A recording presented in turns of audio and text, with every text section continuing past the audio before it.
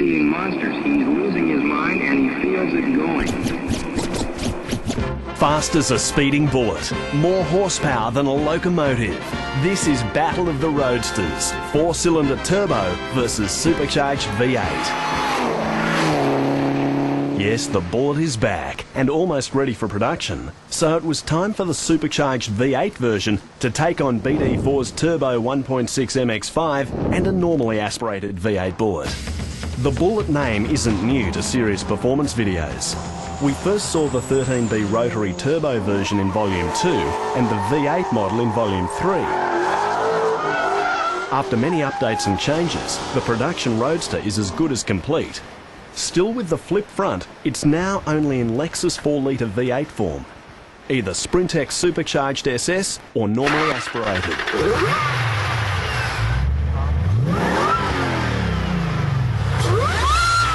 Thankfully, it's lost none of its raw sound, but has gained more body mods, a chassis redesign, better tuned suspension, and better wheel and tyre packages. The interior now has Bullet gauges, customised seats, and even an optional Tiptronic auto. We visited the Bullet Supercars factory on Queensland's Gold Coast to see what goes into each Roadster. From the freeform computer design stage using advanced 3D software, to basic hand sketches which become wood and clay prototypes, to interior trim design, material selection and manufacture. Plus an engine room for full rebuilds. So, what's changed since we last saw the green V8? Since then we've actually reshaped the Bullet. You can see down the back it's tubbed out a lot more. Most of this body is FRP fiberglass. The chassis has changed 3 times. The body has changed, the interior has changed, the motor's changed. Still partly an MX-5, although nothing is mechanically MX-5. The older shape was more or less an evolution of the original MX-5 front with the Chrysler Neon headlight and a scoop, and there was a lot of work in getting that, but it was a mild step, whereas this is more freeform shape. We actually started with clay and we sat down and reshaped what we wanted to do to suit, something that was really aesthetic. And we've used the original new model MX-5 headlights and broken them up so it looks like 2 headlights. So why no rotary anymore? It's not through any lack of passion, because we're all rotary heads here. As you can see, there's a few rotaries around. It's not to say that we won't build rotaries in the future, but the V8s are simply a commercial prospect for us. We're selling 3 types. We're selling the normally aspirated, an individually throttle bodied, so it has 8 throttle bodies. And that's more a GT race version, high revving, high performing, and then the supercharged version as well. The standard one's a little bit over 300 horsepower, around about 315 horsepower. The individually throttle body is 400 horsepower and the supercharger is 430. But the supercharger has a lot more torque. The supercharger makes it very linear, very flat power curve, unlike the turbocharger, which is a little bit peakier. So it suits the V8, suits it very well.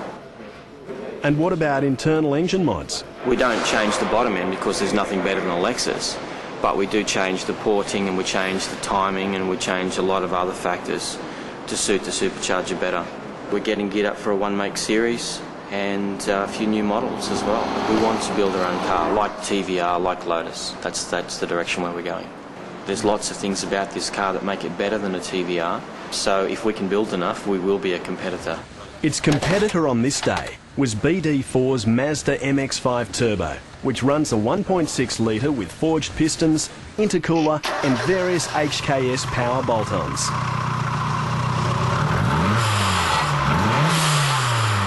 On a dyno, it has put out 178 kilowatts at the wheels at 1.1 bar. That's about 300 engine horsepower. So, how do they perform on the track?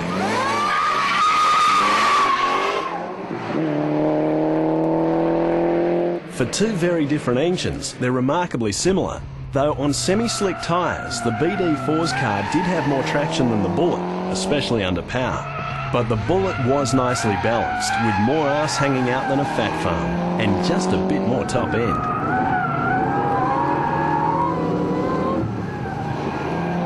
On a hot Queensland day, the MX-5's performance was just off peak. So I just had to turn the boost down just to look after it, 0.85. bar of boost, but it's a lot of fun. I'd like to put more boost into it, but Queensland weather's a little bit warm. Any surprises with the other car at all? Yeah, the sheer torque out of the corners.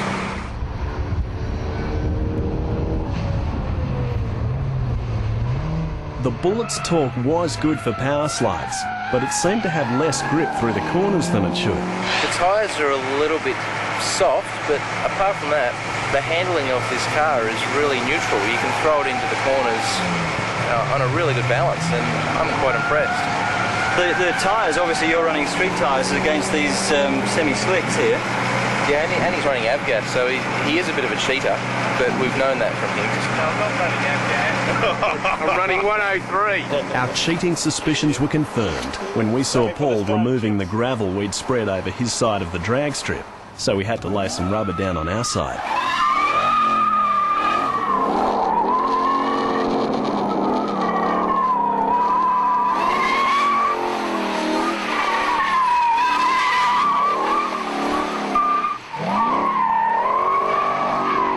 After a quick cool-off, it was drag time, with both the supercharged and the naturally aspirated Bullet. The Silver Auto Bullet jumps to a quick lead.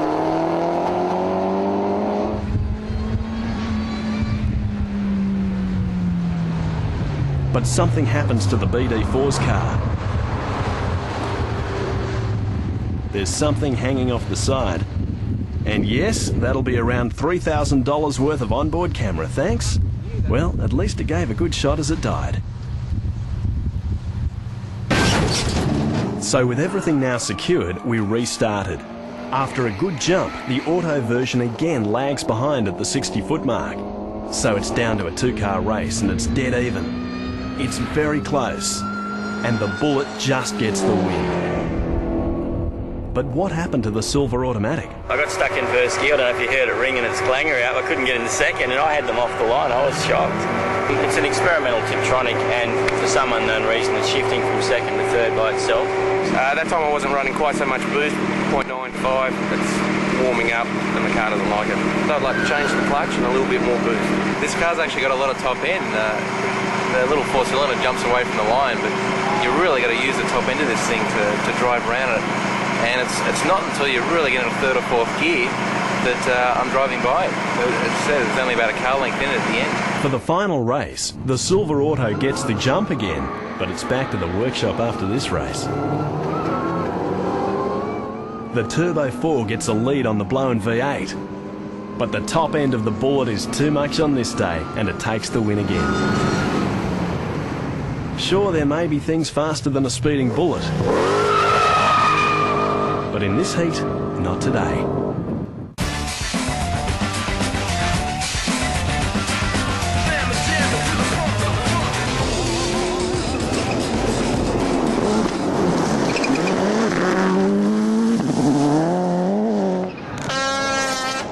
We all know Subaru's WRX is quite a rocket, and the rally cars are constant reminders. But here in suburban Zetland, we found one that's a little different. On the outside, a mild-looking base model Impreza LX. But the plain body hides a bored and stroked WRX engine good for over 500 horsepower. The original plan was just to have a bit of fun with a different type of motor car. We thought we'd do a four-wheel drive, quick four-cylinder car. We were at a panel shop and it had a bit of panel damage in one of the guards and we made an offer and bought the car. We've got a four-wheel drive dyno, so people know that we do four-wheel drive cars. Although based on the standard EJ20 WRX engine, there isn't much left standard beyond the block and heads, including the capacity. It's 2.3 litre. You can go bigger, but we didn't really want to go to the longer stroke, and we wanted to see the RPM level up. We designed our own concept intake manifold. And a couple of fuel tanks are squeezed into the engine bay too. One tank's methanol, which runs the engine. It's got four 1700cc injectors running down the bottom. When the injectors reach about 70% of their duty cycle, the second stage injectors come in, and they're the same size injectors. Because being a methanol engine, they use a lot of volume, and that's why you have to run them like that. The other tank on the other side of the car, that's C16. The reason for that is it's just a lot easier fuel to tune with nitrous. But you won't find an intercooler here. The car's not intercooled for the simple reason is we are running methanol. That was the basic reason why we chose methanol, so we didn't have to worry about intercooling it. And the gearbox choice was another surprise. It's just a Subaru 4-speed automatic. It's been extensively modified.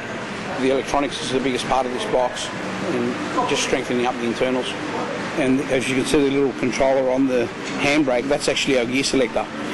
You put the normal selector in D for drive, and then select 1, 2, 3, 4 through the selector on the handbrake. Yeah, they're just nitrous controls. One's for one stage or 2 stages, and then a bottle warmer, which is a really important part of like any nitrous car. Yeah. You've got to see the right pressure, which is 900 psi, and that's before the driver actually gets into position to take off. And then the purge switch, which purges out the front of the bumper bar, and you see the plume of liquid come out, then you know you're right to go. Anyone noticed the comfy seats yet? The interior of the car was just designed around keeping it as lightweight as possible. Which led to an impressive first outing. It went 10.60 first pass, 139. Yeah. We had a voltage problem in the car, so we it spluttered for about 3 or 4 car lengths and then it took off. Yeah. So we were pretty happy for the first pass of the car. But the plastic roof rail didn't survive the run at Eastern Creek. It blew off on the first pass. So let's take a ride for the car's second run. With Vic driving, he purges the nitrous before the burnout.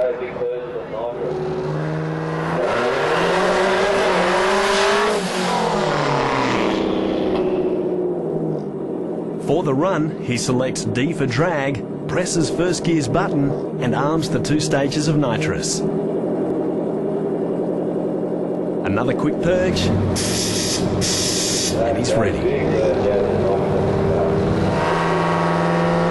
A decent launch, and Vic pushes buttons for another 10.6.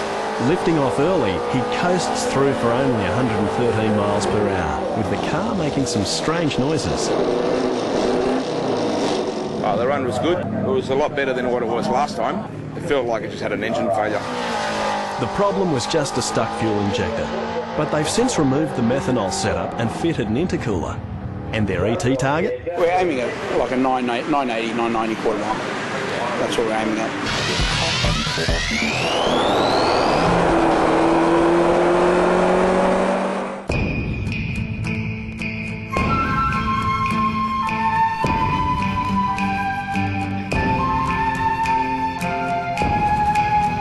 All these cars have one thing in common. Along with the power to screech tyres, it's the Nissan SR20 2-litre turbo engine, in various guises of course, and all the work of Brisbane's smart engine conversions. Smart engine conversions specialise in doing conversions on older cars basically. The SR20 seems to be the most popular engine on the circuit today. To get serious with an SR20 turbo conversion, you want to walk through the door with basically $12,000 to $15,000. Because you've got a couple of brake upgrades and suspension as well. You want a car that stops and turns as well as goes hard. So we headed out to Darlington Park's $75 million complex for an SR20 battle. First off the rank was Dan's Datsun 1600, an eternally popular car and conversion which had the mildest engine tweaks of the day. S14 SR20 Turbo is what we've got in the 1600 behind us. Factory engine management, intercooled with a GDIR intercooler that's been modified to suit the application. 204 horsepower at the wheels at about 12 pounds of boost. The engine's an Australian engine, Japanese computer, Australian airflow meter, and we just couldn't get a hold of an igniter, so I thought, well, we'll try a C18 turbo and see what happens, and works a treat. Oh, the car's wicked, it kicks ass and does good burnouts, so that's all I want. So yeah, it's sweet as. No, I love it. Yeah, as long as it smokes a bit of rubber, that's all I need. The red theme carries through to the interior, with red steering wheel, retrimmed doors and seats, and a few extra gauges. But it's not to be confused with number 2, Darren's orange Datsun 180B.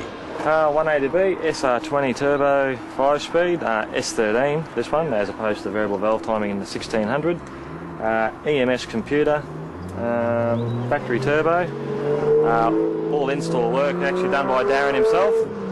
We've just helped him out on occasions as required. I wanted this particular car because 1600s is getting rather popular. There's a lot of people with SRs and 1600s now, so something a little bit different. Just under 200 horsepower. I'm wrapped in it, yeah. So we sent them out for the first of a best-of-3 elimination.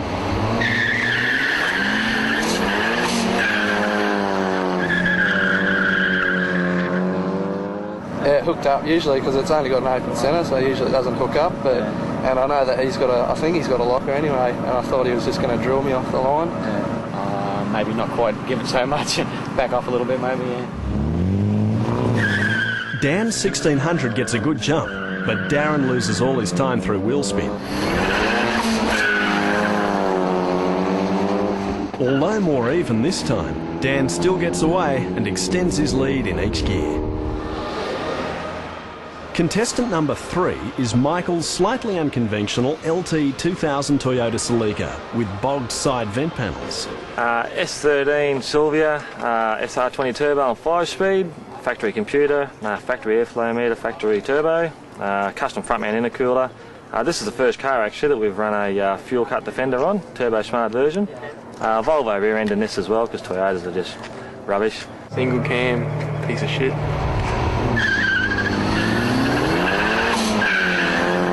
It's much improved now and took off very well.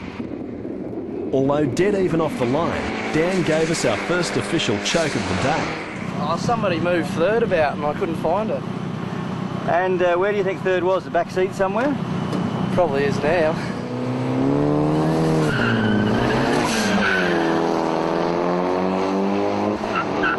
Better this time, and the Celica eases away comfortably for a round win. Still, Dan didn't seem too upset.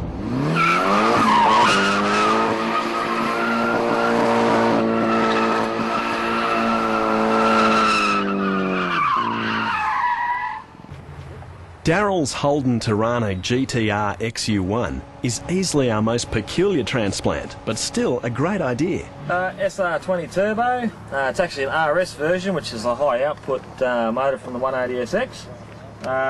Factory engine management, factory turbo, huge intercooler, good exhaust, Volvo rear end, brake upgrade, and that is something really different.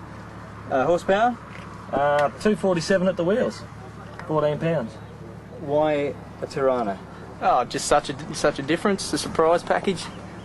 Haven't ever seen it done before, and yeah, it's just the looks you get. But a Japanese engine in an Aussie Icon? Oh yeah, but in the end of the day, it puts out more horsepower than a Bathurst XU1, so it's doing better.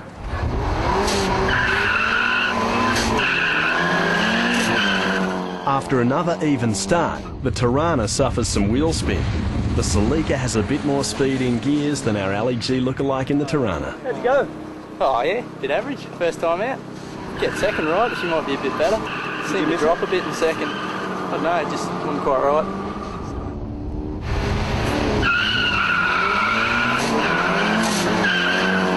Needing a win, Darryl's Tirana bogs, then gets too much wheel spin. And from there, Michael's Celica just drives away to go through to the next round. Darryl's burnout shows his open diff hampers more than just acceleration. Before Corollas went front drive, Toyota produced this model, and owner Les has himself a very neat, powerful little car. S13, SR20 turbo, 5-speed, factory computer, custom intercooler, factory turbo, 3-inch stump pipe, the usual mods that we do, and 256 at the wheels actually, with that's only running 12 pounds, or just under 12 pounds of boost. Volvo rear end, and with the 5-link that Toyota's got, obviously gets the power down really nicely. Excellent. It's a good combination. Works real well. A surprisingly tasteful interior with tan leather, a classical contrast to the deep green paint, combines with a custom autometer dash and plenty of neat touches.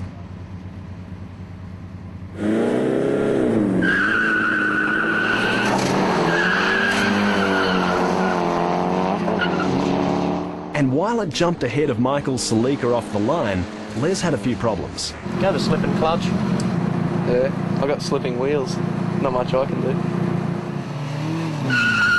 So one race down and every cliche covered, it was make or break time for Les. A cleaner start and he holds it all the way to even up the score. Won that one. What happened to the slipping clutch? I don't know. Started low boost, just fed it to it. Just hit it on high then. Sudden death now. Michael gets the jump. But Les makes it back in second gear. Even all the way, and Les just takes the win. Too easy. Contestant number 6, Nathan's white 1600, should have enough power.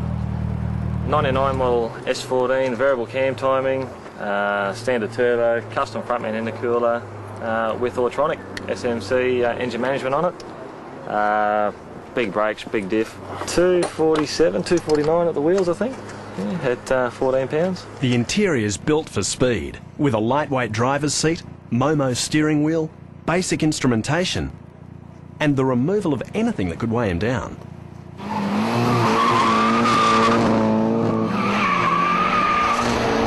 So, we put him up against Les's leading Corolla. But too many revs and wheel spin drops Nathan back. And it's an easy win for Les. What happened to you? All that power? You couldn't put it down. Practicing.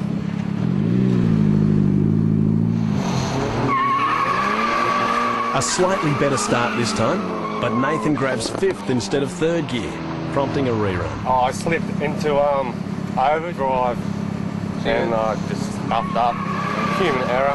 I'm only human. Oh, well, I've had some advice, so hopefully.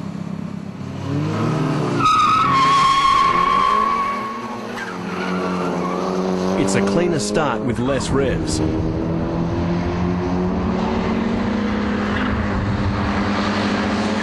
But Les jumps ahead and takes the round. Nathan finishes off with a burnout, but listen to the engine note and you'll hear some problems.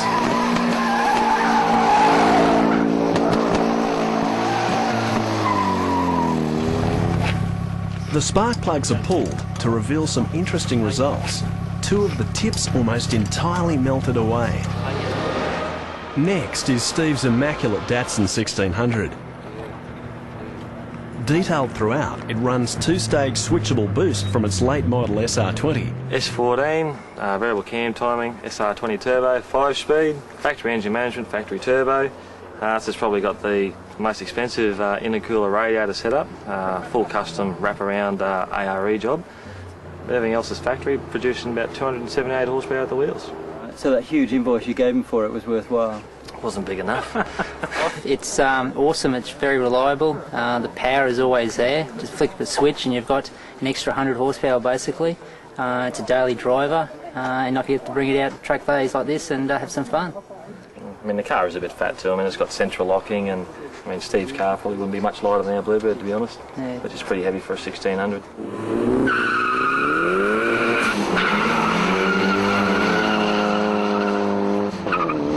It may have 20 horsepower less, but the lighter Corolla gets its power down better and holds it all the way. Well, I got too much boost anyway going off the line, so I'm going to try a bit lower setting and go again. Yeah. A bit more potential yet? Hell yeah, a lot more. Yeah. All right. Still putting its power down extremely well, Les's Corolla jumps ahead of the better starting 1600, then drops away big time.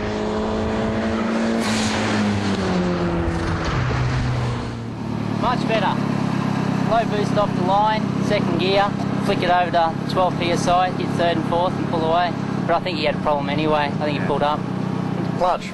Yeah. Big time clutch then. Big time slip. Do you think it's a heat related thing? Yeah. Okay. So Les let it cool down.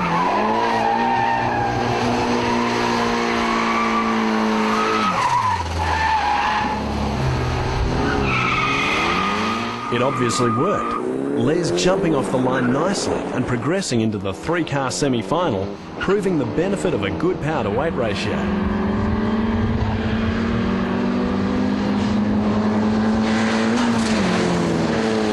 As a company demo, you'd expect Brian's own Bluebird to be quick. It is. For starters, it's a GTIR engine. We've turned that to a rear-wheel drive configuration, fabricated a gearbox to suit. It's basically a stock internal, well, it's a stock engine, done 48,000 kilometres, bolted a turbo up to it, basically a 425 horsepower turbo, and it's making all of that. Put an Autronic on it and a standard VR4 RS intercooler on it. We figured we'd build a car that has all the aspects of what we do in the business in one vehicle. Suspension, brakes, engine, just everything, and put it all in one and have it as a daily driver and something we could race as well. What have you done that you don't dare do to the other cars? Not charge money. We're going to beat the guy in the red car, so here we go. I've got something to prove, haven't I? So is it quick enough to beat the Corolla and 1600? Typically, Les's Corolla jumps to the lead. Brian's Bluebird takes care of Steve's 1600 by second gear and hunts down the Corolla, taking the win. Better than I thought. I was at front at the end, and that's enough, isn't it? Brian came across to the right, and rather than try and force an issue, I sort of backed off rather than getting into a situation. He said you were trying to squeeze him out. You got to do that in competition.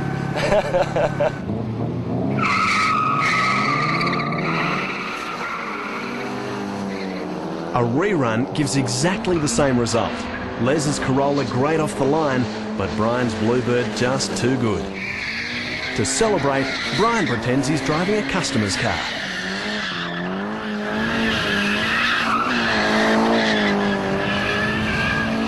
But Brian was just warming up for the main event, a 7-car heads-up drag race to truly prove who is the fastest of the SR20s. With only Nathan's 1600 missing due to its plug problems, everyone was set. A fairly even start, and Michael Salika gets a good jump with Brian's Bluebird. Dan's red 1600 is up there too, but it's Bluebird ahead of the Salika and 1600.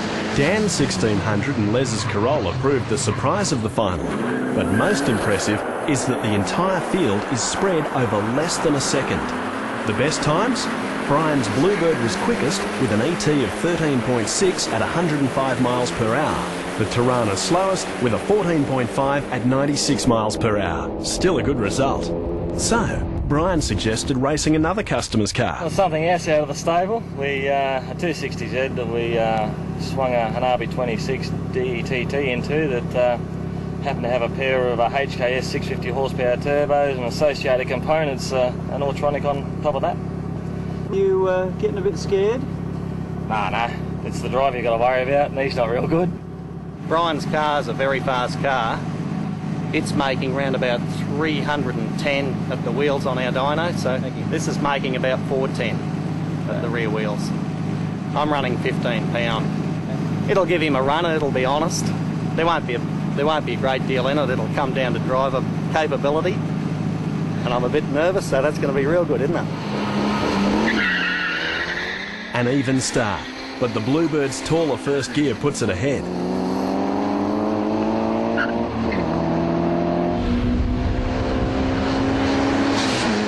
The Bluebird takes the win, though the action isn't over yet.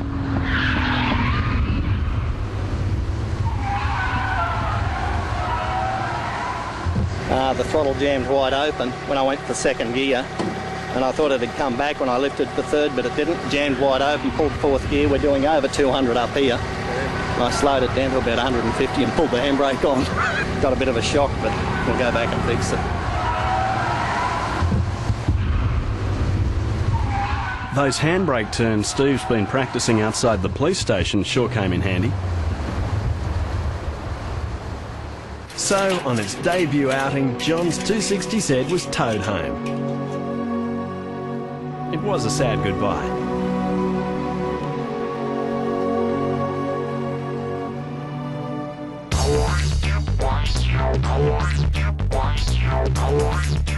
Mention Queensland and Rotaries and most people think Mazfix, famous for its 7-second RX-7 drag car steered by Archie Kieski.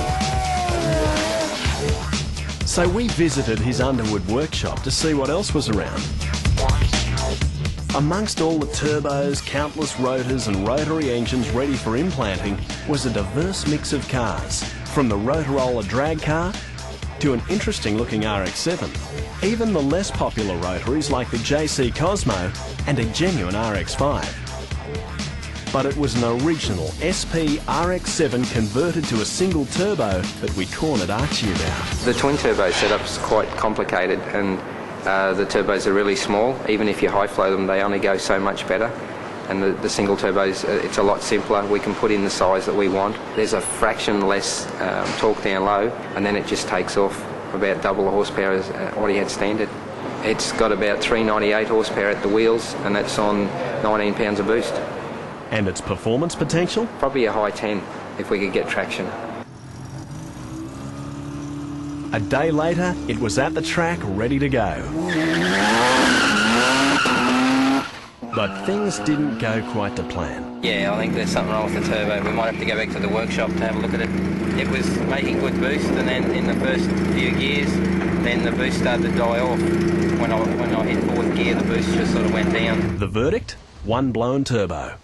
Another Mazfix car was Craig Melbourne's 20B powered RX-3 Coupe. It's taken 5 years to build. The engine's this unmodified 20B out of the JC Cosmo.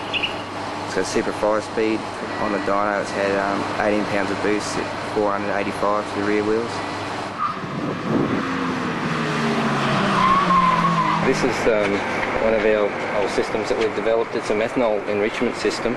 We inject methanol into the metering block, goes into each rotor, and it puts methanol into just to help cool the charger a little bit, makes a bit more horsepower and makes it safer for the engine. The interior helped Craig win his fair share of awards, but he's now becoming less interested in them. I think I'm over the trophy stage now. I want to drive it hard and see what it goes like. There, I want to try to get into 9.5s to the high 9s anyway. Craig punted the RX-3 for a few demo laps for us, but without his proper ECU, was limited to 5,000 RPM and about 280 horsepower instead of almost 500.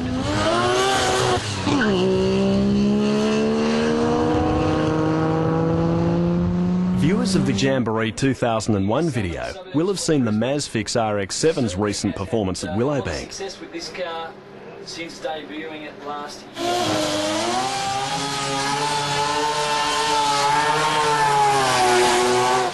Moving into the Mick Thompson lane.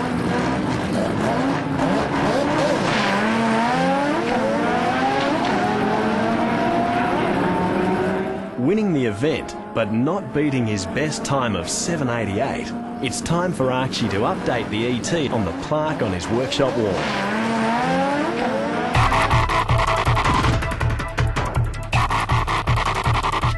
With so many turbocharged cars around, it's about time we checked how much we really know about the intricacies of these systems. So, what does a turbo actually do? This very simplified graphic shows a forced induction system in its most basic form. The air enters via the air filter, passes through the compressor wheel of the turbo, where it's pressurised, to the plenum and past the throttle body, and mixes with fuel to be burnt in the engine. It then exits through the exhaust manifold into the rear of the turbocharger, where it drives the turbine wheel and exits out the exhaust pipe. The increased speed of the turbine wheel increases the speed of the compressor wheel, thereby forcing more air into the engine, increasing its available performance. We asked Brett Lloyd from GCG Turbochargers to explain what makes an efficient turbocharger. The most efficient turbocharger available on the market today are the ball bearing turbochargers. They come in a variety of sizes from 320 horsepower through to 800 horsepower applications.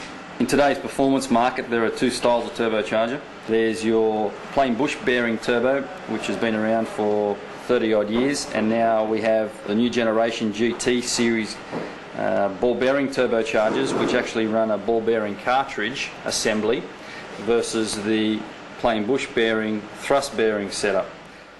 The turbocharger is made up of three major components.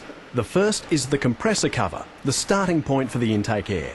Next is the centre rotating assembly or cartridge assembly.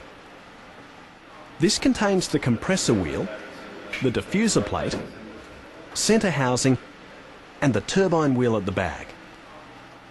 Last is the turbine housing or exhaust housing, which is bolted to the exhaust manifold of the engine. The turbine end determines how soon the turbo will respond, and the compressor end determines how much CFM the turbocharger will flow, and then that determines how much horsepower the engine can produce. First of all, let's pull apart the centre rotating assembly. Here we have the compressor wheel. These come in a variety of sizes. Secondly, we have the turbine wheel. The turbine wheel also comes in many different sizes. Here's a few Garrett turbine wheels: the T2, the T3 and the T4. When you refer to a ceramic turbo, such as the standard ball bearing turbo in the Skyline GTS-T and other cars, you're talking about a ceramic turbine wheel only. These can be readily improved by modifying the housing to accept a larger steel turbine wheel and a larger compressor wheel. You can see here how much larger the replacement is. This assembly just bolts back on, resulting in major gains in turbine flow and a 15 to 20% performance improvement without increasing boost. Drivability remains similar to the standard unit. As you can see with the factory turbine wheel, it is ceramic. You can't run over 14 pound of boost with it because it will actually throw off turbine blades, as you can see here. That is a limiting factor of the stock turbocharger. When we go to the steel turbine wheel, the amount of boost you run is unlimited. Unlike the turbine wheels, compressor wheels are never ceramic. They're always an alloy base. Although some Japanese manufacturers are starting to play with titanium. So do all turbochargers rotate in the same direction? The standard is to have a clockwise rotation. You'll see that in the angle of the blade and the way it rolls over, both on the turbine wheel and the compressor wheel. The variance to this that we have found in the market today is the current Lancer Evo 6 and Evo 7s, which run anti-clockwise rotational turbos. With those turbochargers we can't find any upgrades. Manufacturers obviously don't want us playing around with their product. So when it comes to turbos, is a bigger one better? If you've got a too large a turbo, you'll find that you've got excessive turbo lag, and what that is that it takes a lot longer for the turbocharger to come on to boost and give you that kick in the pants drivability. So you'll find that instead of coming on at 2.5 to 3,000 RPM in a 4-cylinder application, it'll come on 4,000 plus RPM. That's turbo lag. That's too big a turbocharger for your needs. If you've got too small a turbocharger, what you'll find is that it'll be really responsive really early, and then in the higher RPM the turbocharger will just die off. It'll get to its peak output and drop right off in performance. So the ideal setup is something that responds early enough but holds full boost all the way through the RPM range. One characteristic of turbo systems is that they generate a lot of heat.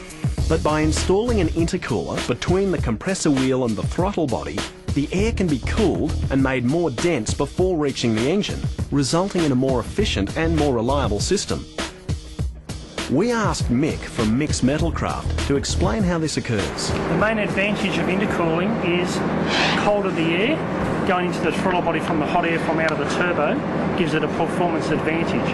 And if you drive a turbo car on, say, a cold night, it's a lot more responsive than it is on driving on a really hot day, you know. So obviously the air is getting cooled through the intercooler, so giving it that more performance, and also then you can upgrade the boost. So should you buy a custom-made intercooler or pick up a cheaper second-hand Japanese import? They are cheaper, and to say if you don't have an intercooler on your car, yes, it will be a little bit better. But if you're after the utmost performance, usually the cost of buying the cheaper intercooler and then piping it up is usually a waste of money because you don't get that much out of it for what it's going to cost you. Custom intercoolers, you'll get it to fit your car perfectly to get the utmost efficiency out of it. So what about cutting down a truck intercooler? Using a truck core and then cutting it down, you think, well, I've got this big truck core, I can cut it down and make 3 intercoolers out of it, so you know it's going to be more beneficial. But the truck cores don't usually flow. Its rev range is usually like 4,500 to 5,000 revs, and us guys on the street like to take it to 7 to 10, so they just don't have the flow characteristics there, you know. Can top-mount intercoolers be as good as a front-mount? Top-mount intercoolers on a factory car are good for what they're made for, is a production car. But for performance advantage, obviously it's better than having no intercooler. But although you've got a scoop on the top and it's scooping all that cold air in, there's also all the hot air rising through the engine, which is sort of like fighting each other, so they're not that as efficient. And where guys have a WRX and they take their top mount intercooler off and then they go buy an aftermarket top mount, okay, it will cool that little bit better than the factory one, but still you've got the hot air rising, so for the expense of doing that, it's not usually much more expense than you get the front mount. There's different designs of intercooler cores. There's two here. This one here is a bar and plate construction. Bar and plate being it's got square edges and it's all locked together. I do believe these are cheaper and they do work very efficiently because of the tubes being round, so when the air hits it, it actually goes through the core, so it cools better. Whereas this one here, with its got its flat surface, there's obviously a small percentage of air that hits it that will repel away. And for when they are this big, sometimes if they're really large, they have trouble getting air through to the radiator, causing the cars to overheat. If you look at both cores inside, they've both got this mesh design here for cooling. So they're both pretty much the same on that par. So if you were going dollar for dollar, the money you want to spend, this has to be a bath. You get more for your money. End tank design is also vital. Imported tanks like this one are cast aluminium rather than rolled sheet metal. But the problem is because that have been cast, they're fairly thick in construction and they also hold the heat. They don't dissipate heat as good as like a sheet metal tank, but they work out easier to fit because they're cast, they're moulded, so they definitely always fit. Like we do a rolled sheet metal tank, so it's radius bent here and here in all directions. For good airflow. It's welded inside and outside, whereas if you have an intercooler tank like these that are done in individual strips, they don't look as good. They've got square edges so they don't flow as well, and then if you have a big explosion, that's what happens. They split, too much boost, maybe a bit of nitrous, but usually a lot of boost in it, and they will split, and that's one thing you don't want to have happen when you're out in the middle of nowhere. So how do you keep hoses from blowing off? We roll a lip on the end of the intercooler pipes or intercooler tanks that actually stops when the clamp's on it. It can't slide over that lip. So stopping a lot of people where they blow intercooler pipes off is because they don't have anything here to stop the clamp from sliding off. This is how we actually put that bead on the hose. We put a piece of tube in like so, wind it down, and then we just roll it around. We undo it, and then there we have this lip on the pipe to stop the hose from coming off. The clamp we use is this stainless steel clamp. It looks like a normal radiator hose clamp, but it's not. It's got a rolled edge on both sides, so when it's tightened up very tight on the silicone hose, it doesn't actually cut into the hose. Here we have a factory GTR Nissan intercooler. Comes out on all the GTRs, and a lot of people believe these are the ultimate street cars, but their intercoolers, because they're mass produced, aren't really that good in construction. A lot of people buy them and use them for putting on the other cars because they believe they are that good. These ones are very restrictive. If you look how small the cores are, they're very thin, so they don't flow enough air through them, Whereas look at the size of the core here, so it's a lot more efficient. Getting back to what we said before about the cast tank and the fabricated tanks, is these ones will dissipate air, cold air better, whereas these ones, they hold the heat in. So making this a lot more efficient. By making this have colder air than it did before, he can up the boost to a good level, whereas he doesn't get detonation or anything like that. Many people believe that simply upgrading an intercooler increases power. This is not quite true. An efficient intercooler will keep the intake air cooler, minimising loss of power on a hot day or when driven hard. But it's the opportunity to run higher boost now that the air is cooler that will actually increase power. But at what cost? If you do a front mount intercooler kit or fitting on a 200SX or a WRX, usually the cost works out of a large size intercooler with all the polished tanks, polished piping, silicone hose, clamps, We chop the bar, we mount your blow-off valve, like drive in, drive out, usually goes around $2,400. The next part of a complete turbo system is the blow-off valve. Hard to believe, but they weren't originally designed to be part of your sound system. Brett from GFB explained what it's for. The blow-off valve is utilised on a turbocharged car basically to bypass excess turbo pressure when you shift gears or when you lift off the throttle suddenly. You get a build-up of pressure in the system, and a blow-off valve will release this by opening up the piston. A lot of factory valves have a very small flow capacity, as you can see by the small outlets and inlets, and the other difference is in the way they operate. The factory one will usually open with a vacuum signal alone, which means that any time your manifold is in vacuum, the valve is wide open and your turbo will be pumping the air around in circles. An aftermarket valve, most of them operate with a vacuum signal and a boost pressure signal. So you have the vacuum on the top there. When you close the throttle, you have vacuum here and you have positive boost on this side. So the vacuum neutralises the spring pressure and the turbo boost pushes the piston open. So this means that you will have the piston shut until you actually need it. This one's off a 95 WRX. It doesn't flow a whole lot, and the other thing is factory valves tend to leak. Now, do you really need a turbo before you can fit a blow-off valve? I get that question asked to me quite a lot, more than you'd think, but yes, you do need a turbo. Basically you need positive pressure in your manifold to utilise a blow-off valve. So how do they actually make a sound? Sound is pretty much a function of the back pressure of the blow-off valve, which you can adjust by changing the travel of the piston and also the area of the venting outlets. Basically, the smaller the outlets or the more turbulence the air has as it travels through the valve, the more noise it will make. But doesn't loudness reduce the valve's efficiency? Basically, yeah. If it's loud, then it means it's actually causing flow restriction. There's often a misconception that the spring tension is used for adjusting the boost level that the valve holds. Because of the design of the valve, when you have wide open throttle, you've got the same pressure on the top as you do on the bottom, which means that basically the valve will stay shut. When you close the throttle, you get the vacuum on this side, the positive pressure on that side, and that's when the piston opens up. So until you have that condition, the valve will stay shut, regardless of the spring pressure or regardless of the boost pressure you're running.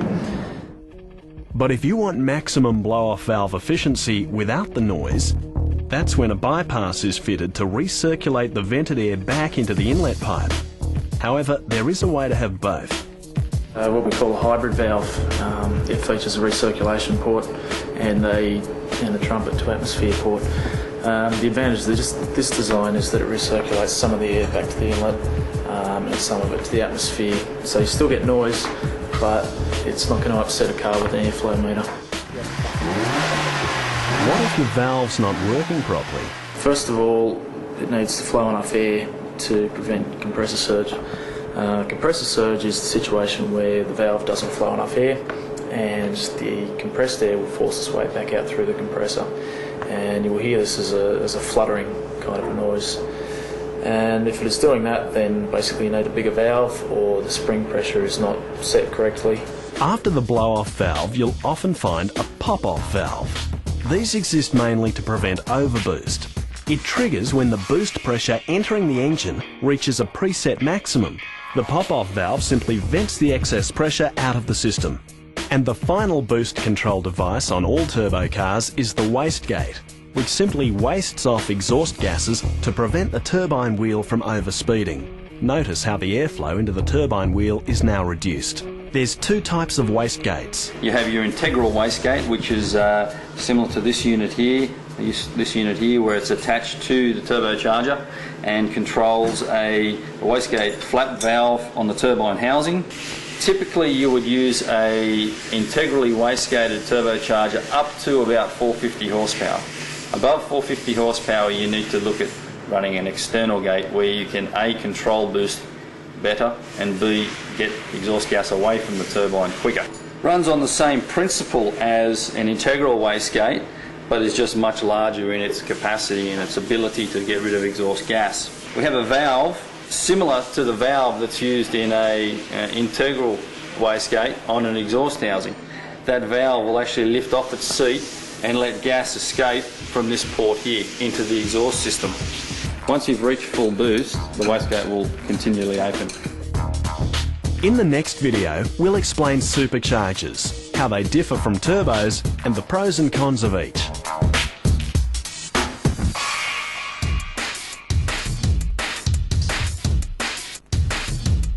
As far as menacing sights go, this probably isn't one of them.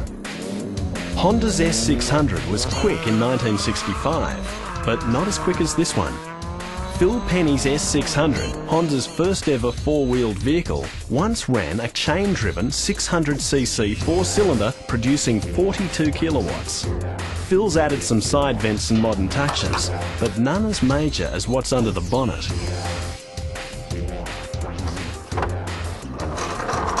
Yeah, it's a Fiat 1800 twin cam. It's got a S102 Sprintex supercharger on it. At the moment it's only putting out 8 psi boost because I had it putting out 15 psi at 4,000 revs, but had to retard the ignition so much because I've got to lower the compression in the engine more. The pistons are original, the conrods and crank are all standard. We CC'd the head so that we could bring the compression ratio down. I know it's 8.2 at the moment, which is why I can only run 8 pound boost without having to retard it too much. It's got potential to go twice as hard as what it does.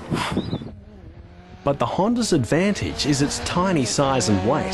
This weighs actually 840 kilos with the 9-inch diff and the heavier engine. Inside, the original seats have been retrimmed and the dash updated without harming its heritage. But the high point is the engine.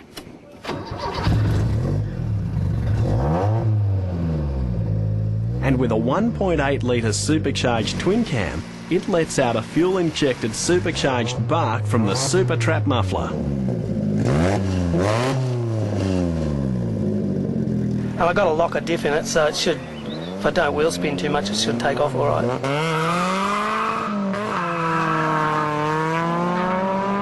So, how did it fare against the Bullet, a supercharged 4 litre? Not too bad, only about a second behind over the quarter mile. We went looking for another challenger. No. Maybe. Possibly. What? The Merc? Yep, Japan meets Germany, with a 13B rotary turbo mounted in this spacious, luxurious 300 SEL Mercedes cruiser. Even the boot's large enough to fit a dozen mats. Here's just one. So what made you choose the Mercedes-Benz? My dad's a Mercedes nut, really. He's always had one or two of them in the family. I just think they're grass cars, and look at the size of it. You can't compete with that size. Size obviously matters to Matt, who's kept the original trim work and badges, even the automatic gearbox, and the factory hubcaps. But why? Oh, well, the standard of this car had a 6.3 V8 in it, and it had about 180 horsepower at the wheels, and it could do a 14.2 quarter mile, so. Okay, if it works so well, why replace it with a rotary? Better than any engine Mercedes could come up with, really. Like, more power, smoother. How hard was it to fit a rotary into a Mercedes? Looks pretty easy because of the amount of room that there is there, but probably the most difficult car I've ever had to put one in. Pretty major sort of subframe modifications and trying to clear the air suspension. Trying to keep everything cool in the air suspension is a bit difficult. Well, if it's difficult, why keep the air suspension? Taking about 150 kilos of engine out of the front of it. If you had a normal steel sprung car, bouncy, you'd have to drop the thing by about probably 3 or 4 inches. If you had the steel suspension, it just adapts to suit the weight in the car. It's just, yeah, it all works as standard. It's good.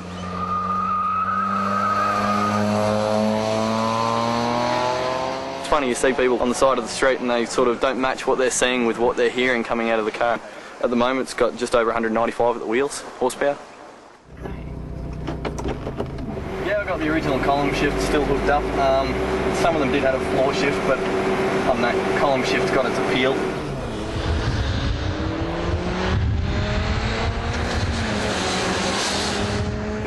I don't know, it's pretty flash for its time, really.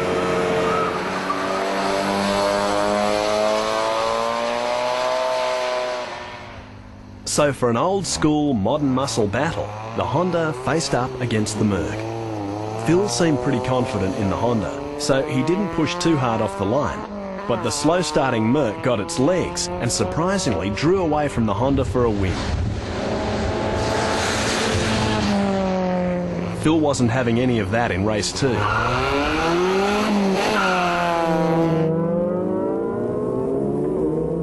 He jumps to the lead and hangs on to take the win.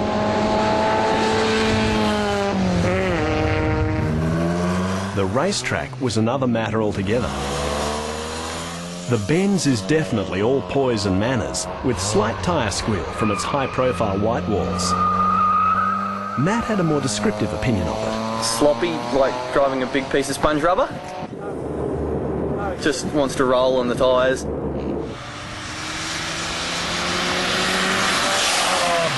These cars with the swing axle, they do tend to snap oversteer if you're not careful, so no, we're just taking it very cautiously.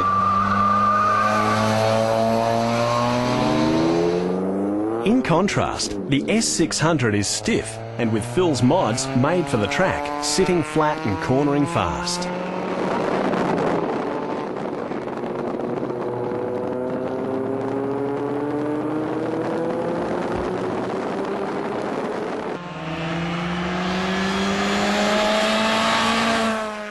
Pulls hard. It's like driving a go-kart. The Mercedes could best be described as cushy and comfy. Not that Matt would disagree. Matt, cushy, comfy, Horton, that's me.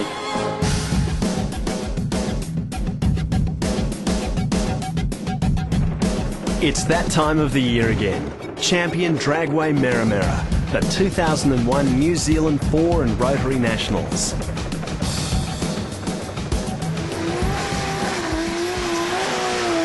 The most anticipated car on the day was this, the brand new R32 of Reece McGregor.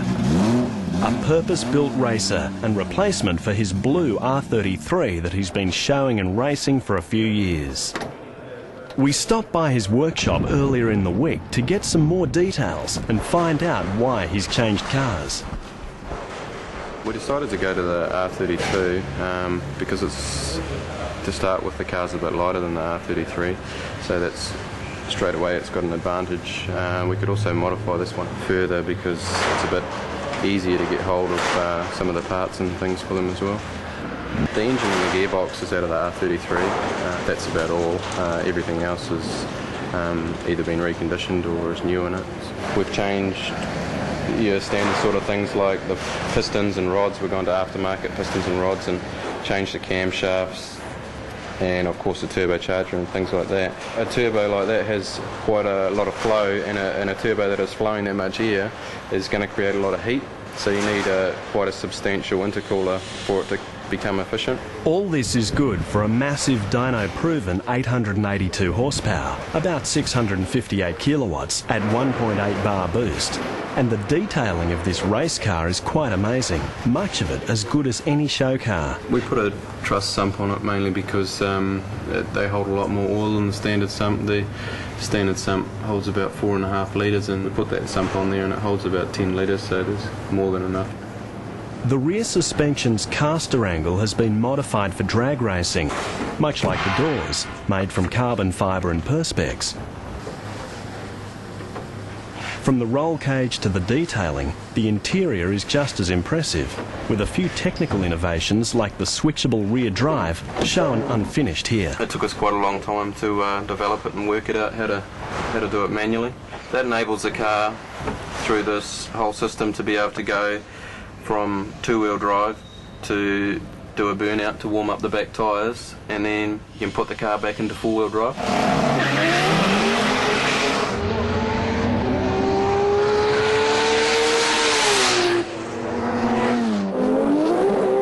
Watch the entire run again from inside and we can see Reece switching it from 2 to 4-wheel drive for the burnout and launch and pumping up the hydraulic 4-wheel drive lock.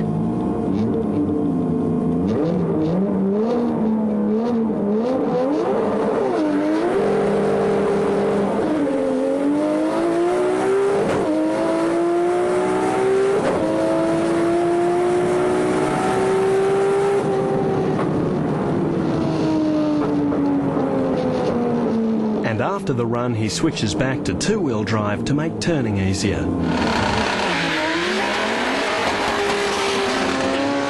Reese's main competition on the day was Ronnie Lim in his 10-second Integra.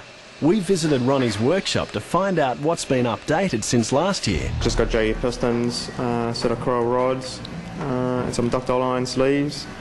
And the turbocharger is a little bit bigger? A bit bigger than what I was running last season. It's still T-Series, because the last one was sort of only good up to about 450.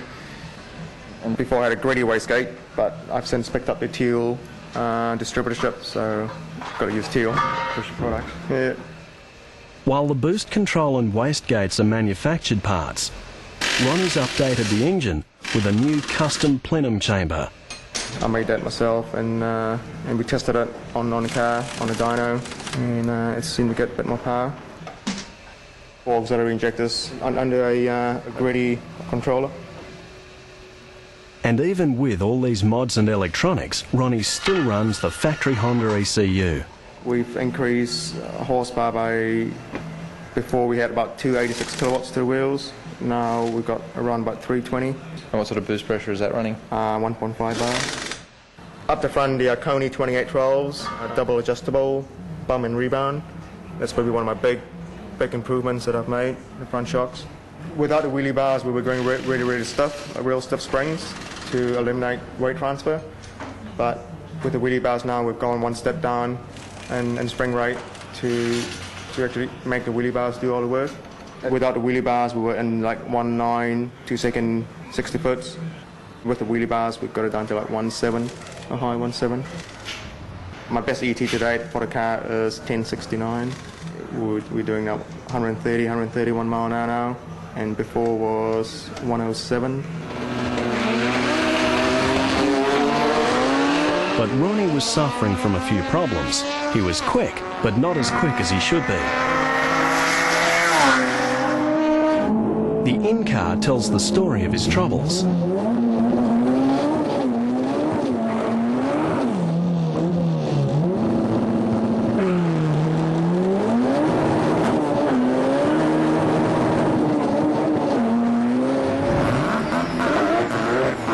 Spearheading the Rotary Challenge was left to the Series 4 RX-7 of Mazsport's Simon Harper, the last of the contenders we visited through the week.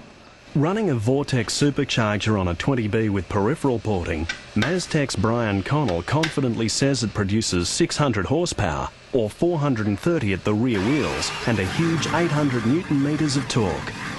Boost is 18 psi at 7,000 RPM, so we asked how he managed to successfully combine peripheral porting with forced induction. Now, I don't want to go into the details of how we've done it, but all our engines are sparked. We actually moved the peripheral and the timing around in the original engine. So people talk about so-called overlap. Well, we don't have any overlap in this engine whatsoever. While it's firing and intaking, there is no in between. Instead of intercooling, Mazsport runs methanol with ice through an Aquamist injection system. And the electric water pump eliminates drag and dissipates heat even when the engine's off. The exhaust system runs 3 primary pipes more than halfway along the car, then merges to a 3-inch system to the tip. Huge urethane engine mounts keep flex to a minimum, as does the Nolethane under the gearbox mounts. The rear end is shared by the LSD differential and a custom modified suspension featuring fully adjustable caster and camber. It makes a big difference on the track.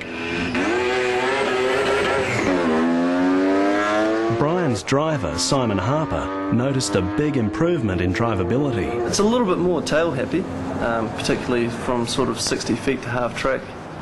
In second and third gear it's quite taily, but apart from that now it's quite a bit better, yeah, a lot more usable. Well, we are hoping to run in the low 10s. It would be very nice if it went below that. Hopefully we will eventually get down into the 9-second bracket. That would make us the quickest rotary in New Zealand, which is our ultimate goal. But the Mazsport boys have a few competitors this weekend. This weekend I think our biggest will be RX-7 Heaven. They're running a peripheral ported 13V turbo. Non-rotaries, Reece McGregor's definitely a threat. Quite worried about him. And Ronnie Lim is also a very tough competitor. At the track, it was going smoothly for Simon. Yeah, the best so far is 11.8, so still a little bit down on what we should be doing, but we'll get there in the end. And of course, the staple diet of small car performance, the Mazda Rotary.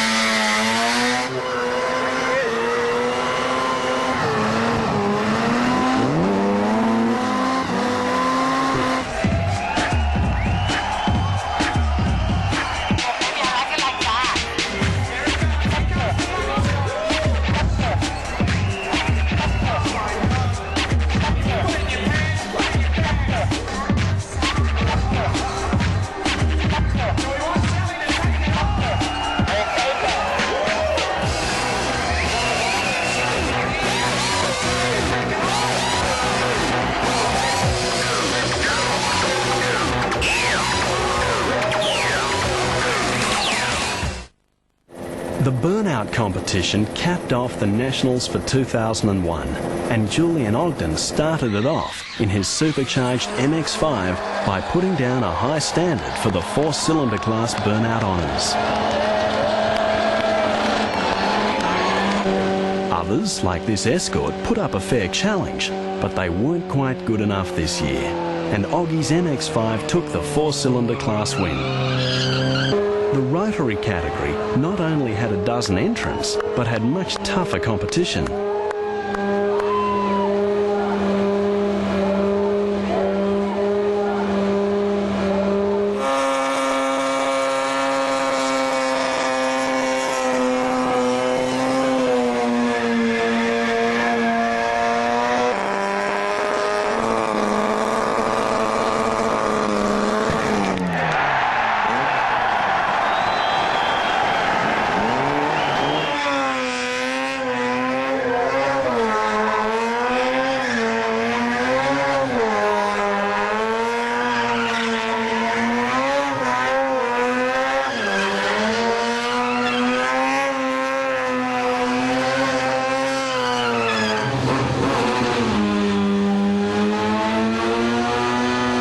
The biggest, smokiest, loudest, baddest rotary burnout belonged to Chris Cully, who in fact didn't even manage to make it onto the burnout pad.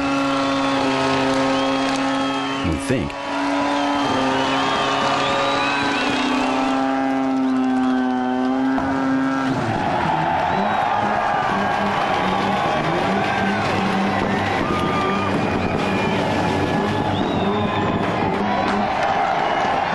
Another smoky finish to New Zealand's best annual foreign rotary event. To catch all the excitement, check out the official Nationals video, available from all Serious Performance retailers.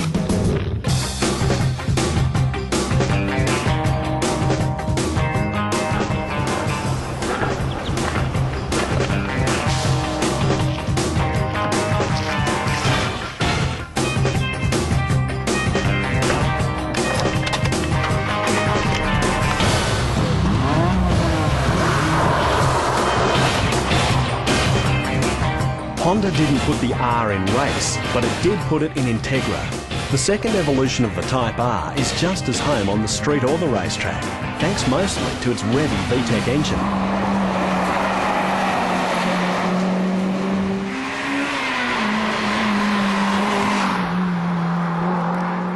If a pretty girl's a sight for sore eyes, then a Honda VTEC engine is definitely a sound for sore ears. There are few cars on the road that sound as sweet as a 2-litre VTEC engine like this at 8,000 RPM.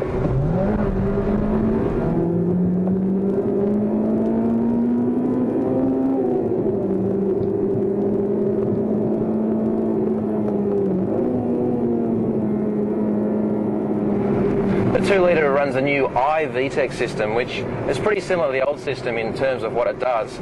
Changes over at about 5,800 onto its high lobes. But the iVTEC uses variable valve timing on the intake side only. It just simplifies the system.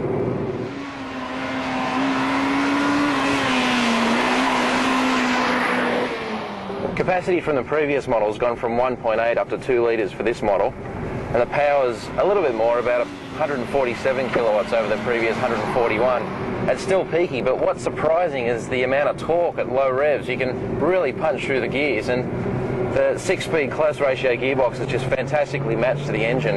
It is really one of my favourite gearboxes in all road cars. The throw isn't that short as, say, a Mazda MX-5, but it just punches right through. It's almost like a straight-cut racing gearbox. And not only that, but Honda's put double synchro rings on the first to second and second to third gear changes just to make shifts a little bit smoother, so you can just crunch through them a little bit harder. Like the previous model, it runs a torque sensing LSD, which gives traction to the tyre just as it starts slipping.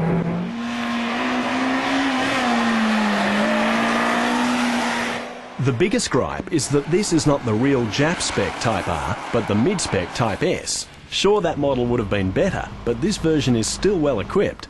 An angular body kit and purposeful style 16-inch alloys cover still very capable ABS four-wheel discs. The cabin is race-inspired with the basics.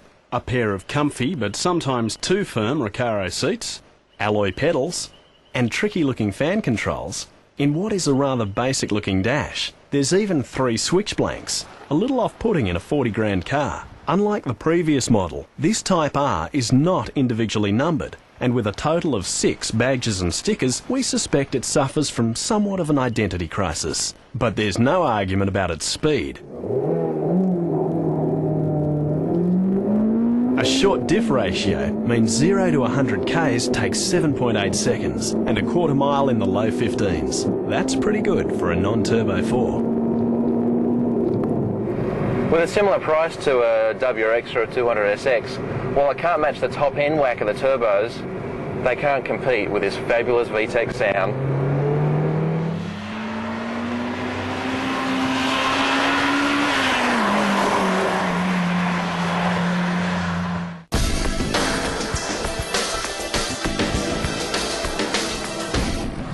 When Michael's Supra arrived fresh from Japan, complete with rare Abflug body kit and suspension, he got a bit of a surprise. He knew the twin turbos had been replaced by a single Garrett T04R, but he wasn't expecting the car to be quite as heavily modified. We first spotted this Supra on the dyno at Brisbane Auto Salon and asked Michael how difficult it had been to register and comply. We had to unmodify it to get it in so it could be complied, but they had to remodify it and get everything done. It was a lucky buy. What did it cost? Oh, I can't say. We were 302 kilowatts before, but I think we're limited by the boost at the moment of the turbo, so I'm not sure what's in the engine yet, so I don't want to go too far with it. What's in the engine turned out to be a collection of Jun parts, including oversized pistons, forged conrods and forged crankshaft. I think it's just a bit too hot. We upped the boost a little bit. On the gauge we went up to 1.4, but apparently that's 1.6. It's just, I think, like you said, it needs a bigger turbo if you're going to do that. But for the track and for the road, it's probably best set up like this, so I'm pretty happy. You'd be happy too if the car you just bought for a bargain price turned up with all this gear. This is a thoroughly modified Supra, inside and out.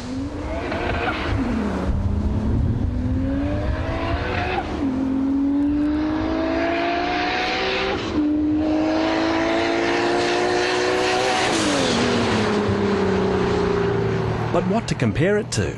How about another single turbo Supra? This one's owned by Nick from the Rigoli workshop and also arrived from Japan heavily modified. Running a large Garrett turbo, plus a similar fuel injector setup, Veilside body kit with interior upgrades, gauges everywhere and an overload of ECU altering electronics, it was another good buy.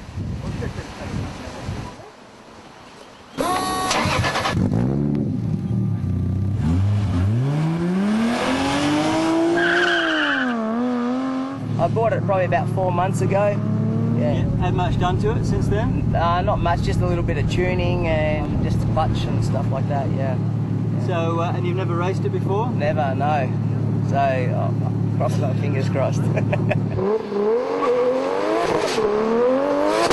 There there. It's running a bigger turbo than mine, so it's going to be interesting to see who comes out on top. I'm running about 1.1 bar. I can go to 1.4, but I don't want to sort of overdo anything today, so we'll see how we go. It was the perfect match-up. After an even start, the yellow car just seems to pull away. How was it? Yeah, that was good. I got off to a good start, but I don't know what happened. The drag was over before I knew what was going on. I suppose it's like sex, eh? So Dominic Rigoli jumped in to see if he could do better. Look at those start line revs.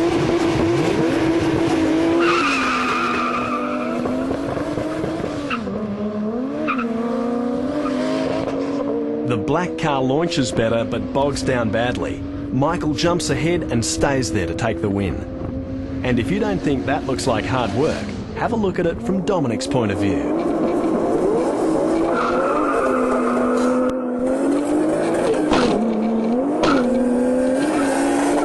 But Dom had a few suspicions on what the problem was. At the moment it's running staged injectors, and I think that they're turning on too early, or you can probably see at the back a lot of black smoke. It didn't really get moving until third, so I'd say it's fueling up in the lower gears. We're waiting for an aftermarket computer, a Microtech for it. Not that it stopped him from doing this.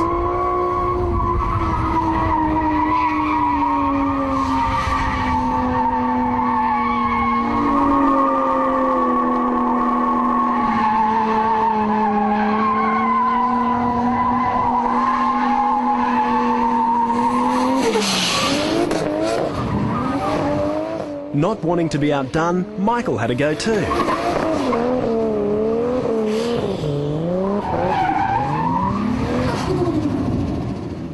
Finishing just in time to find Brian waiting patiently with his Bluebird. So what else could he do but take him on?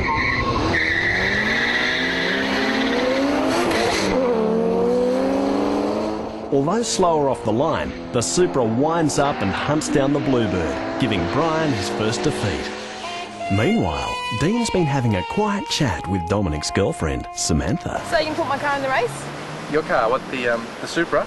No, not the Supra. The RX-7? No, not the RX-7. The Corolla. That Corolla? Yeah. Yeah, okay. Come on. All right. Ready for? Let's go. Okay. Yeah. Who's going to say no to a girl? But Dominic was a little concerned. The clutch, but just let the revs drop and put it in. Okay, take off slowly, all right?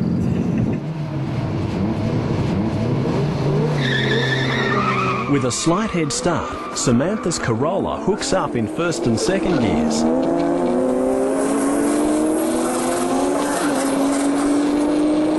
Dom's driving style may have helped, but Michael was avoiding any risk. I basically had a beautiful start, and then just saw this little green thing drifting over towards me just as I was getting to second gear, so I backed off a bit, but then she straightened up and then I floored it and went past. I was. You see me all over the place? I thought I was going to take that Supra out. I thought, oh, God.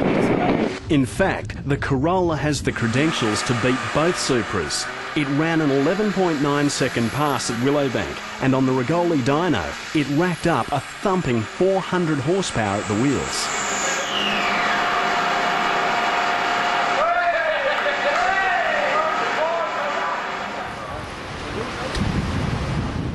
Now obviously a Corolla like this isn't running the stock O2 engine. A Rigoli built 20 valve 1.6 litre runs a custom plenum chamber, Turbonetics T3 T4 intercooled turbo and external wastegate. Falconer Zenus R compound tyres bite the street, while inside there are a few upgrades to gauges. Plus EFI and ignition modules neatly mounted on the floor, and a high-performance Recaro phone holder and speed cow. Meanwhile, back at the workshop, Dom gave us a rundown of what was fast and new. Yeah, definitely. So you can see the front main intercooler in this WRX. What else is special about this? It's running a 2.2 litre block straight to 2.4 litres. Big turbo, as you can see, big intercooler, Microtech computer, and 20 pounds boost.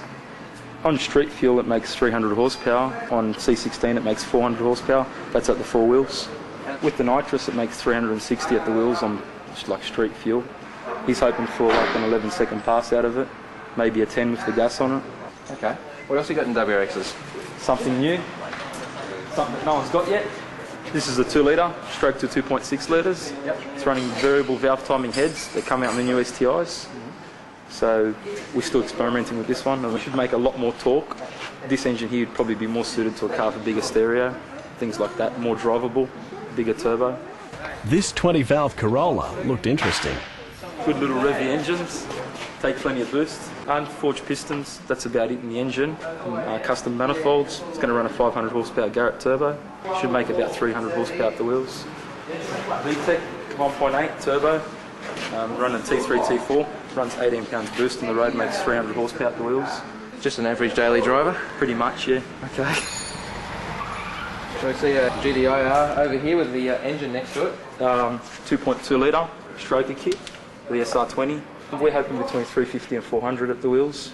Should pull out a lot more torque than just the SR20 motor. We've got an interesting looking R33 Skyline here. So why is the tail over the engine? Well, you see this is top secret. Is that right? Well, why is it... there's someone on fire over there, Dom. Quick, have a look. Oh, Dom, like that's a dirty, great big turbo. Well, look, I don't know if the owner's going to be happy about this, but they call it the Y2K. That should be rated for 1,000 horsepower. So I thought we may as well go to the biggest. Going off what we've done before, I'm hoping it should be making up about the 600 at the back tyres. We'll just keep screwing boost into it till it does. The fastest Skyline at the moment is a 10.6. We are looking for a 9 out of this car. If it doesn't do it, we're back to the drawing boards.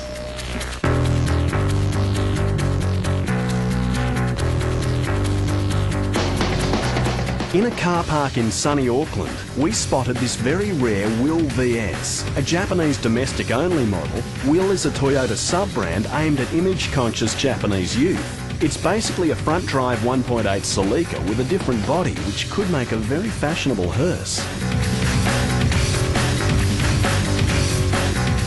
On the inside, some very funky instruments and a few odd design touches.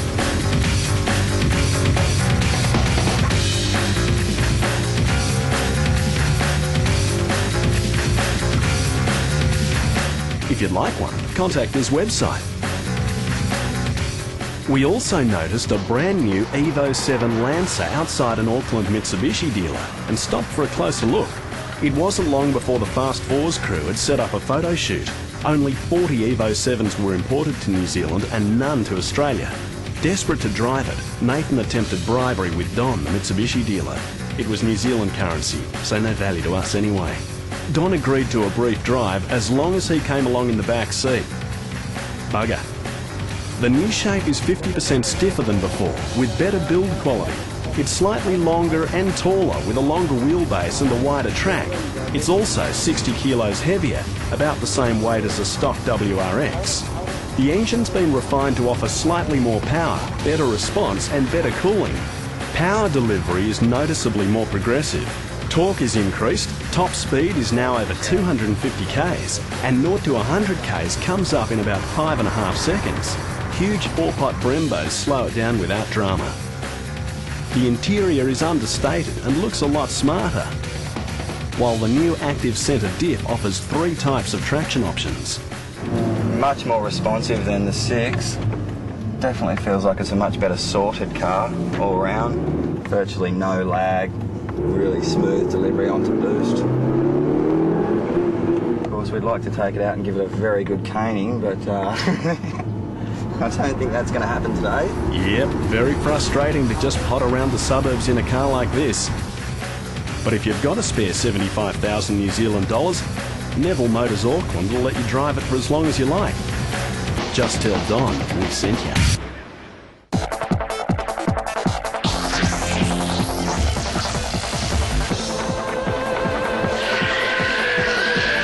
Where there's wheel spin, there's horsepower, and there's no shortage of either here. You're watching Australia's fastest GTST Skyline, the handiwork of Mick Spanik from Gold Coast-based Sub-Zero Performance. It's done a 10.6 down a quarter mile at 127. It's still a 2.5. It's actually the quickest 2.5 in the country. It's basically standard. All we've done is put forged pistons in it. There's no headwork, there's no cams, there's no springs, no valves. There's nothing actually internal in the actual internal of the engine to make it power. Despite an apparently empty engine, the power comes from a GCG turbo running 30 psi, external wastegate and a large custom plenum. Putting the power to the ground is a Hugo's Racematic 3-speed auto. But why not fit a GTR engine in the first place? You can, but you know it's going to make power, and it's no challenge. I mean, you get a 2.5, no one's done it, everyone's tried to do it, and then we come out with a record and everyone's looking at it and going, well, how come a GTR engine can't do it? But the GTST's biggest restriction was the standard intake manifold and plenum. At about 12 pounds of boost, anything above that, we weren't making much increase in power. For every pound of boost you should get 10 horsepower. We weren't making nowhere near that. We were making for every pound of boost probably about 3 or 4 horsepower. Working on a flow bench, Sub-Zero designed a very efficient custom plenum. The result is a hefty 412 horsepower at the rear wheels, or around 530 at the engine. So, what's the secret? On the outside, everyone can probably see and say, yeah, I can make one of these, that's fine. It's what's inside that really counts, and that's what we really keep secret to ourselves. We've used 3-inch piping off the actual turbo into the intercooler and used 3-inch piping out of the intercooler into the plenum, and everyone says, oh, it's too laggy, it doesn't work, but 10.6, it must work. It's got so much more potential in it that we can't really push anymore because it's for sale, so we can't really develop any more onto it. And if anyone's interested, we do these packages for $15,500, drive in, drive out, guaranteed 10-second packages. You couldn't ask for anything better. Third gear, you like it? Oh, just awesome. There's 220 k's out there just holding from side to side. I'm not going to back off, no way. All right, we'll do some more drifting.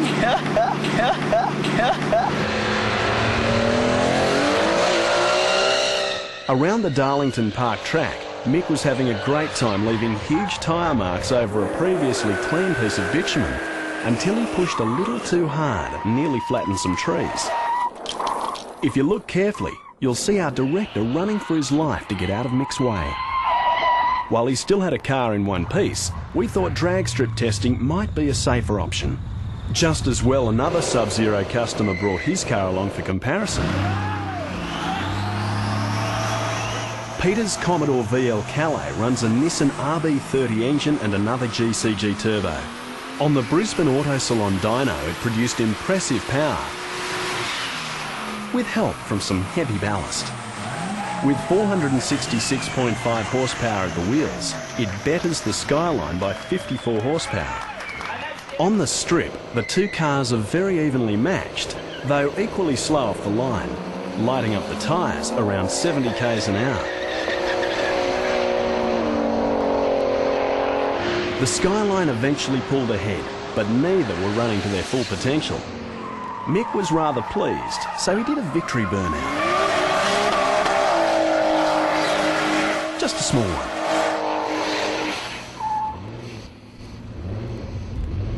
After realising he'd left the coffee boiling in the boot, Mick decided to follow his victory burnout with a warm-up burnout for the next race. Meanwhile, Peter had a plan. I'll stall it up higher.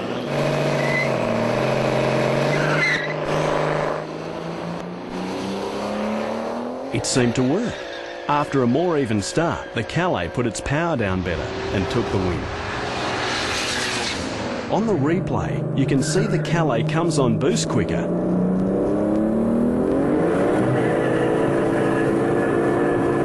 And Peter never looks back.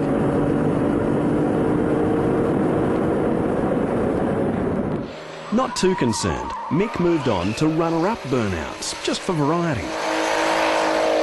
Remember, don't try this at home. Do it at someone else's place. And did we mention it's not actually Mick's car? Now, Dave, it's your car. What do you think of what you just saw? It's very impressive, yes. You don't usually get to see chunks of rubber like that remade again. It must have got pretty hot. Yeah, I'm pretty happy with that. But Mick sure knows how to make a girl happy too. So soft.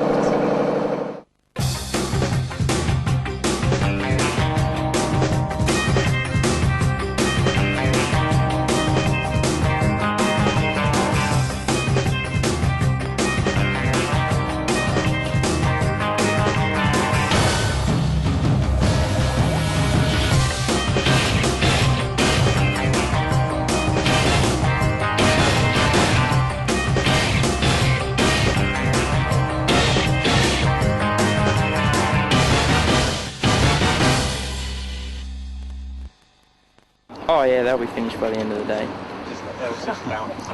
Do you make it? Oh! Alright, fine.